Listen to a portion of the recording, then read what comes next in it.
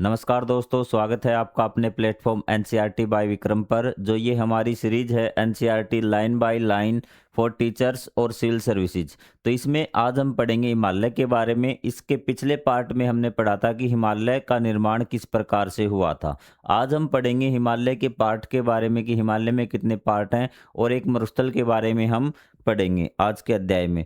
तो इससे पहले हमने जितने भी आपको पार्ट करवाए हैं लाइन बाय लाइन सभी करवाए। यदि आप पूरी बुक पढ़ना चाहते हैं तो चैनल के प्लेलिस्ट वाले सेक्शन में जाइए, वहां आपको पूरी बुक, अगर आपके हिंदी मीडियम के विद्यार्थी हैं तो हिंदी में मिल जाएगी, अगर इंग्लिश में है तो इंग्लिश मीडियम की मिल जाएगी, और साथ में इसके क्वेश्चन आंसर भी आपको प्लेलिस्ट में मिल जाएंगे। तो चलिए आज के लेक्चर की शुरुआत करते हैं। द हिमालयाज आज broadly categorised into three main range, कि हिमालय को तीन भागों में विभाजित किया गया है, कि तीन पार्ट में विभाजित किया गया। वो तीन पार्ट कौन कौन से हैं? The Himadri, the greater Himalaya, जिसको वृद्ध हिमालय बोलते हैं हिंदी में, हिमाद्री इसका नाम है, are the highest and the most rugged part of the range. Rugged होता है उबड़ खाबड़, कि सबसे ऊंचा जो पर्वत शिखर है और उबड़ खाबड़ पार्ट यही है भी। Home to towering peaks like the Mount Everest and Kanchenjunga, ये जो है आपका यहाँ पर होम मतलब उसका घर है, मतलब वहाँ पे स्थित है। क्या स्थित है? कि बहुत ऊंची ऊंची जो चोटियां है ना, लाइक माउंट एवरेस्ट और कंचनजंगा, वो इस भाग में स्थित है, हिमाद्री में या ग्रेटर हिमालय में। This region remains snow covered throughout the year, ये पूरे साल क्या बर्फ से ढका रहता है, यहाँ बर्फ जमी रहती है।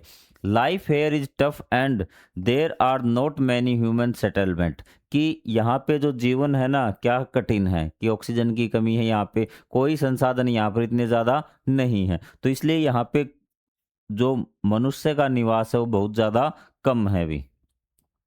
उसके बाद हम सेकंड पार्ट की बात करेंगे। सेकंड पार्ट है हिमाचल। ये आपका हिमाचल प्रदेश नहीं है, ये हिमालय का एक भाग है हिमाचल।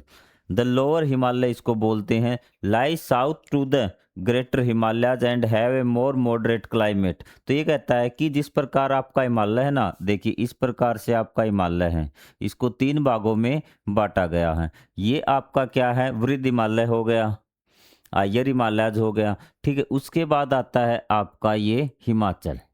यहाँ क्या है कि जो क्लाइमेट है ना वो बहुत बढ़िया है, ठीक है। ये इसके दक्षिण में, नीचे की तरफ आपको मैप में आएंगे आप नीचे की तरफ, तो मतलब कि साउथ पोल की तरफ आएंगे तो ये दक्षिण में ही कहलाएगा, ये इसके दक्षिण में स्थित है, ये बात इसने बताई है। जो क्लाइमेट है वहाँ मॉडरेट है, मतलब अनुकूल है, बढ़िया है। Allowing rich biodiversity and human habitation, तो ये क्या कहता है कि वहाँ पे बहुत ज़्यादा जैव विविधता है और ह्यूमन निवास करते हैं इसमें। पॉपुलर हिल स्टेशन, जो पहाड़ी आपके घूमने के स्थान है, सच एज नैनीताल है उत्तराखंड में है, जो दार्जिलिंग है पश्चिम बंगाल में है, शिमला है हिमाचल प्रदेश में है, and Mussoorie Uttarakhand are located in this region, मतलब ये सारे क्या है इसी क्षेत्र में आते हैं। अब आप देख लीजिए कि हिमालय रीजन में कौन कौन से राज्य आ गए आपके। जम्मू कश्मीर तो आ ही गया, उसके बाद उत्तराखंड भी आ गया आपका, पश्चिम बंगाल का भी कुछ भाग आ गया, हिमाचल प्रदेश आ गया आपका, और उत्तराखंड, ये सब राज्य क्या हैं हिमालय के क्षेत्र में ही आते हैं। आपको इस प्रकार से एनसीईआरटी सोचनी होगी व पढ़नी होगी। उसके बाद दो पार्ट होगी। उसके बाद हम बात करते हैं Shivalik, the Shivalik hills the outer Himalaya, इसको बाह्य हिमालय भी बोलते हैं, ठीक है। From the outer most and lowest range consisting of A rolling hills and dense forest, इसमें क्या है कि आउटर मोस्ट है और सबसे निचला हिस्सा है, ये बाह्य हिमालय है, और सबसे निचला हिस्सा है कि जैसे आपको बताया था ना, ये आपका नीचे क्या आएगा, ये आपका शिवालिक आ जाएगा, और ये आएगा आपका जो आपका लघु हिमालय है ना, शॉर्ट हिमालय हिमाचल, और जो सिंधु गंगा के जो मैदान है उनके बीच में ये शिवालिक वाला क्षेत्र आएगा। यहाँ पे बहुत सारे क्या है वन वगैरह, ये सारी चीज़ें यहाँ पर मौजूद हैं। तो आपको ये चीज़ें समझ में आई होंगी कि सबसे पहले इनकी लोकेशन देखिए कि लोकेशन कहाँ पे है भी।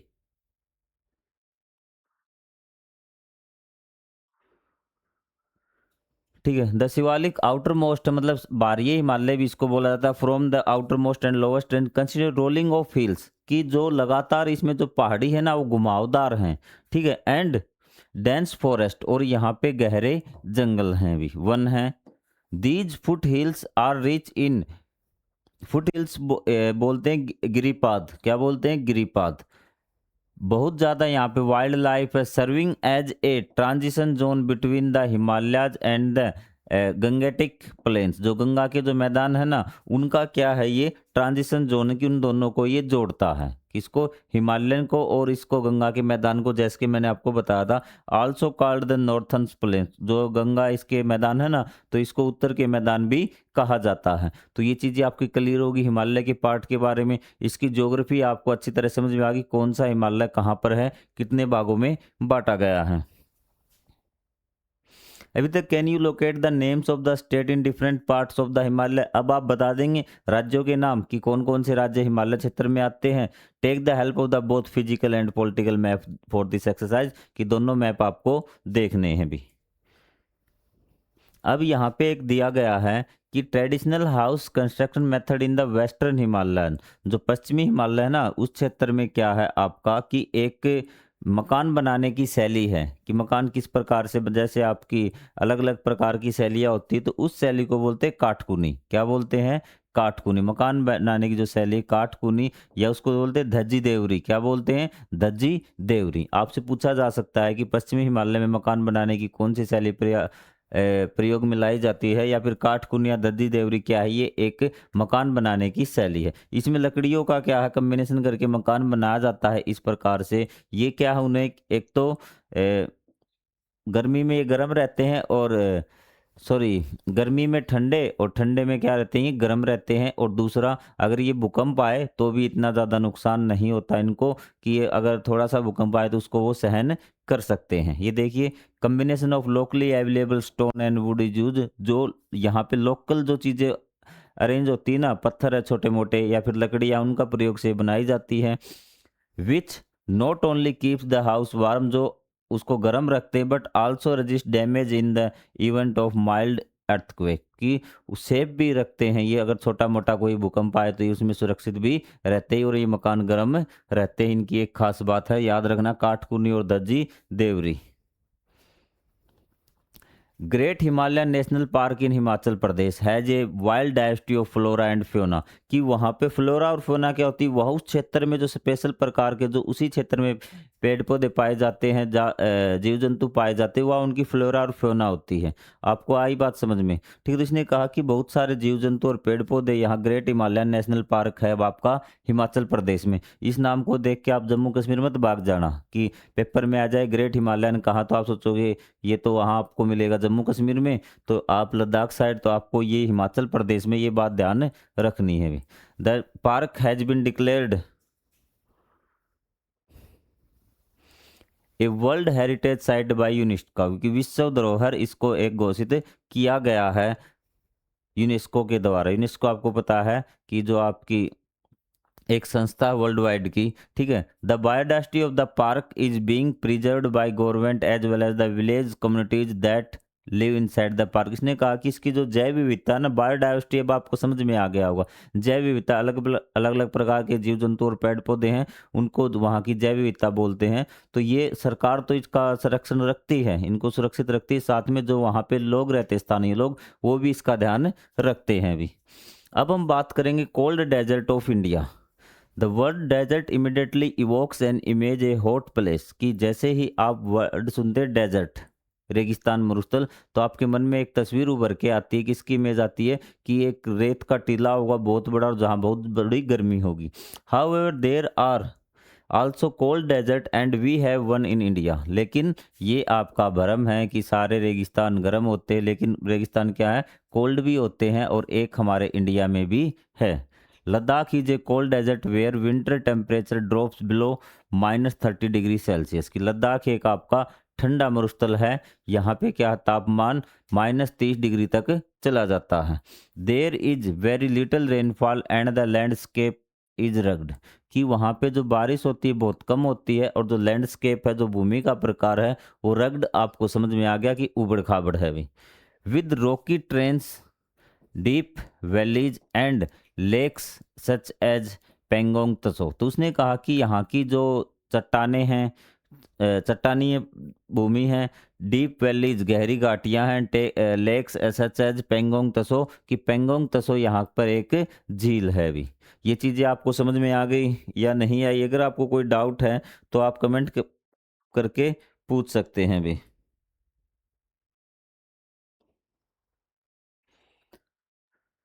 चीज़ें क्लियर होगी। यहाँ की भूमि चट्टानी है, ट्रेन्स होता है वहाँ का स्थल रूप, आप इस प्रकार से मान लीजिए कि ठीक है कि किस प्रकार का भूमि का प्रकार है भी। ठीक है, पेंगोंग तसो यहाँ पे झील है। The terrain here resembles that of the moon. यहाँ की जो भूमि है ना, ट्रेन्स मतलब कि यहाँ का जो एरिया है, क्षेत्र है, वो आपको मून की तरह दिखाई देगा। जैसा मून है ना, मून पे जो सतह दिखाई देती है वैसी दिखाई देती है, hence it is called moonland. तो इसलिए इसको क्या कहा जाता है? मूनलैंड कहा जाता है। जियोलॉजिस्ट जो आपके भूवैज्ञानिक है, explain that formation of this trans as well as saw earlier by the fact that the mountains were folded. तो इसने कहा कि इसकी जो भूमि जो ये दिखाई देती है ना, ये तो ये इस प्रकार है कि माउंटेन जैसे सिलवटें हैं इसमें भी, जैसे कपड़े में सलवटें हो जाती ना, वैसे यहाँ की भूमि में सलवटें हैं भी। When the Indian landmass collided with the Eurasia, आपने पढ़ा था कि इससे पहले पार्ट में कि जो इंडिया है वो आपका यूरेशिया उससे प्लेट से अटैच हुआ था ना, तो ये क्या हो गई, इसमें सिलवटें आ गई भूमि में।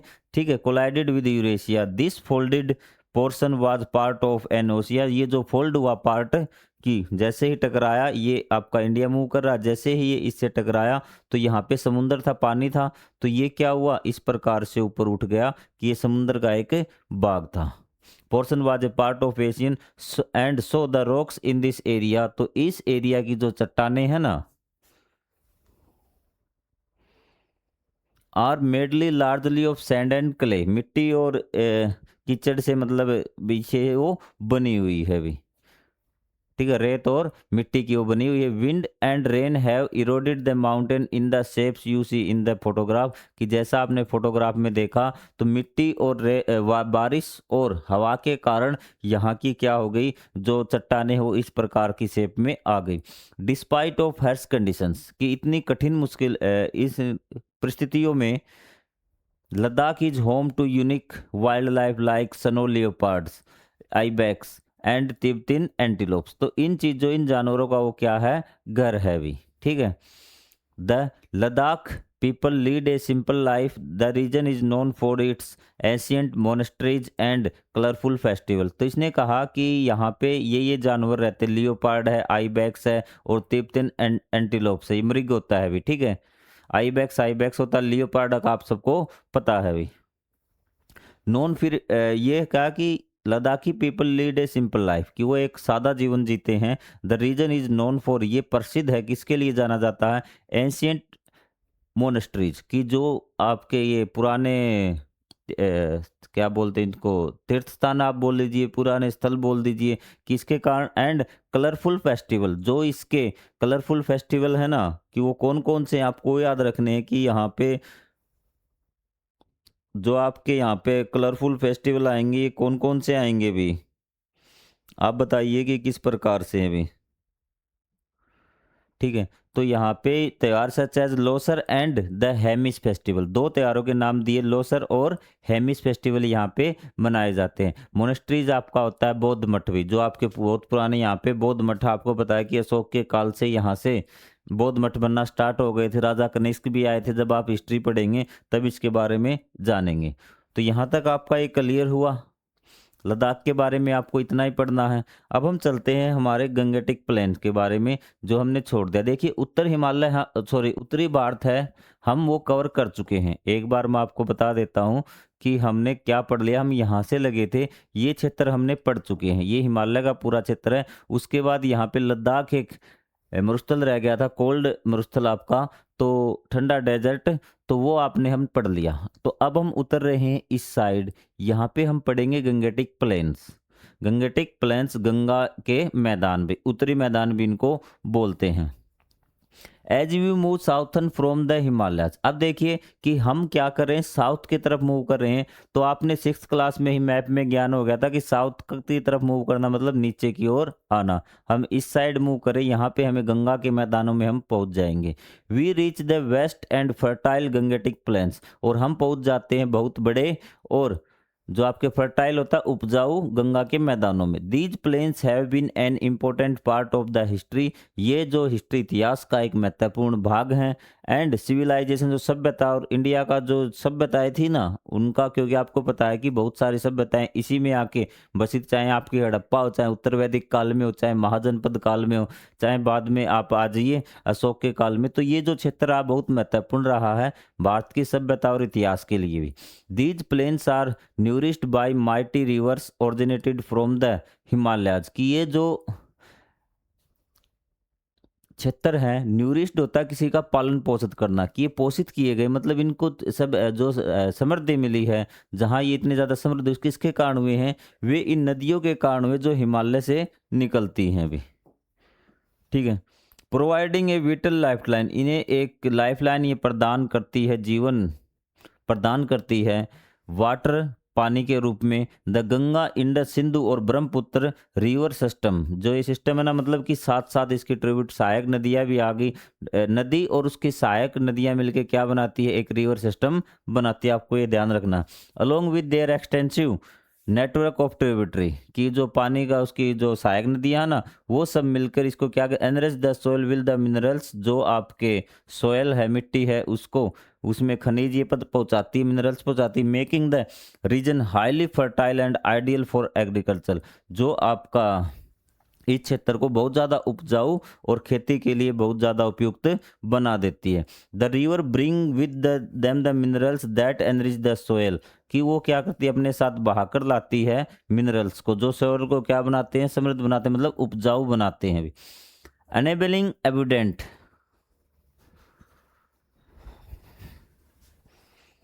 एग्रीकल्चर, और उसे बहुत उसके कारण क्या होती है, बहुत ज़्यादा मात्रा में यहाँ पे खेती की जाती है, एक समृद्ध अच्छी प्रकार की फसल यहाँ पे उत्पादन होता है।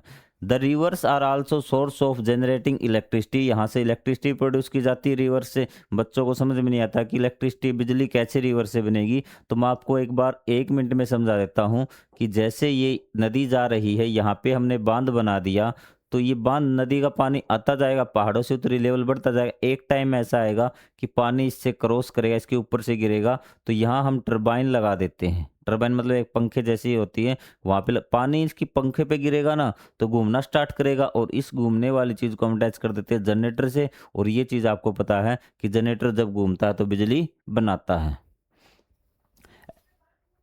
A large proportion of India's population lives in plains, की भारत की जनसंख्या का एक बहुत बड़ा भाग यहाँ पर रहता है, क्योंकि यहाँ पे सारी सुविधाएं मिलती हैं। क्वेश्चन आपसे पूछा था यहाँ उत्तर मैदानों में क्यों रहता है, क्योंकि मैदानों में रहना आसान है, जीवन के लिए जो कंडीशंस चाहिए वो मैदानों में मिलती है भी। आप उद्योग धंधे लगा सकते हैं वहाँ पे, आपको और मकान बनाना, ठीक है, और परिवहन के लिए सड़कें बनाना, रेल लाइन बिछाना, सब कुछ वहाँ पे आसान है, इसलिए यहाँ पे बहुत ज़्यादा मात्रा में लोग रहते हैं भी, पहाड़ों में कम मात्रा में रहते हैं। The flat land of the northern plain has allowed for the development of an elaborate transportation network, तो इसने कहा है कि जो आपका प्लेन मैदान है ना, प्लेन मैदानों ने क्या अलाउ किया, ये कहता है कि प्लेन मैदानों ने अलाउ किया, तो इसने कहा कि मैदान प्लेन होने के कारण, कि जो उत्तर मैदान है, तो उन्होंने क्या कि उसके कारण क्या हुआ, development of elaborate transportation network, की यहाँ पे एक शानदार ट्रांसपोर्ट नेटवर्क बन गया, मतलब सड़कें बहुत शानदार बना दी गई, क्योंकि बनाना आसान है, आराम से हम बना सकते हैं।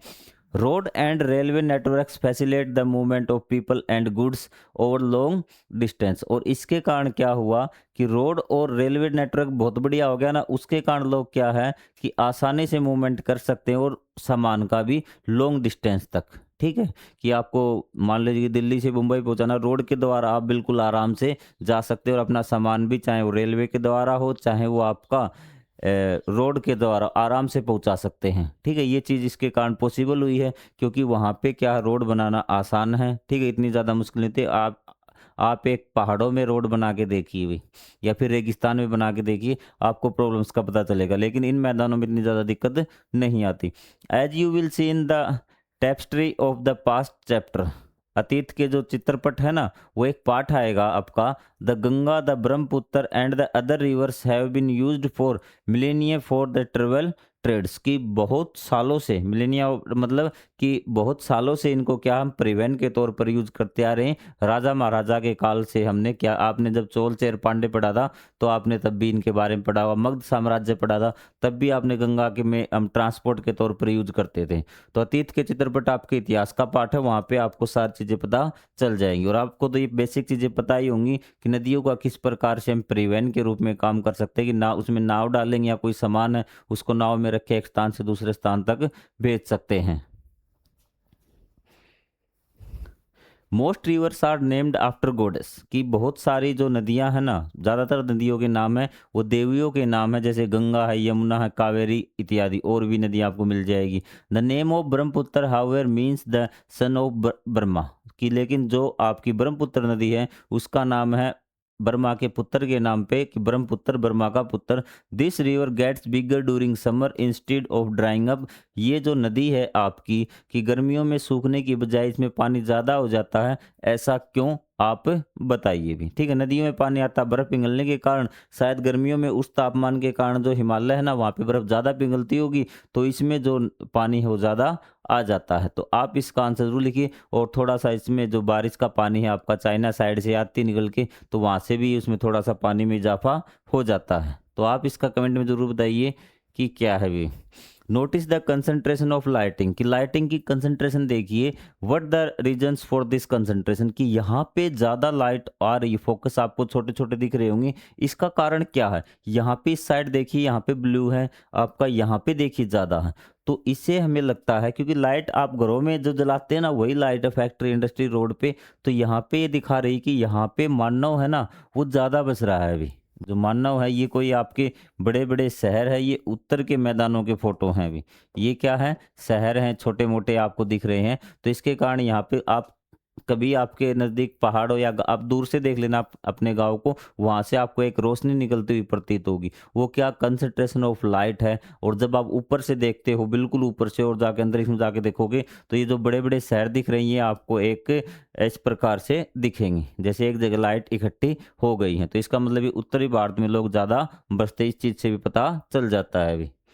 ठीक है, कंसंट्रेशन का कारण यही कि वहाँ पे ज़्यादा जनसंख्या निवास करती है, ज़्यादा लोग रहते हैं, इस कारण यहाँ पे कंसंट्रेशन है। ये आपकी गंगा के मैदानों की ही इमेज है भी, जो मैंने आपको ऊपर दिखाई है भी, द ग्रेट इंडियन डेजर्ट और थार डेजर्ट भी। तो अब हम पढ़ेंगे जो थार डेजर्ट के बारे में। तो शायद आज के लिए फ़िलहाल इतना ही होगा, क्योंकि आपको जितना आराम से पढ़ेंगे, कम पढ़ेंगे, आपके लिए बेहतरीन होगा। इन्हीं चीज़ों को रिवाइज कर लीजिए, जो इम्पोर्टेंट पॉइंट है आप उसको लिख लीजिए। एक दिन से आप पढ़ने से विद्वान नहीं बनेंगे, आप बारी बारी आराम से पढ़ते जाएं। और जो हमारा चैनल है एनसीईआरटी बाय 7th क्लास, इसको आप ज़रूर सब्सक्राइब कर लें, क्योंकि 7th क्लास में अब आप पहुंच चुके हैं। तो हमारी जो यात्रा है, आपके बाकी सब्जेक्ट भी पढ़ाए जाएंगे। आपको हर सब्जेक्ट का और क्लास का आपको क्या प्लेटफॉर्म मिलेगा, आप चैनल पे ही देख सकते हैं। मिलेंगे अगले पार्ट में, तब तक के लिए जय हिंद, जय Bharat, thank you very much.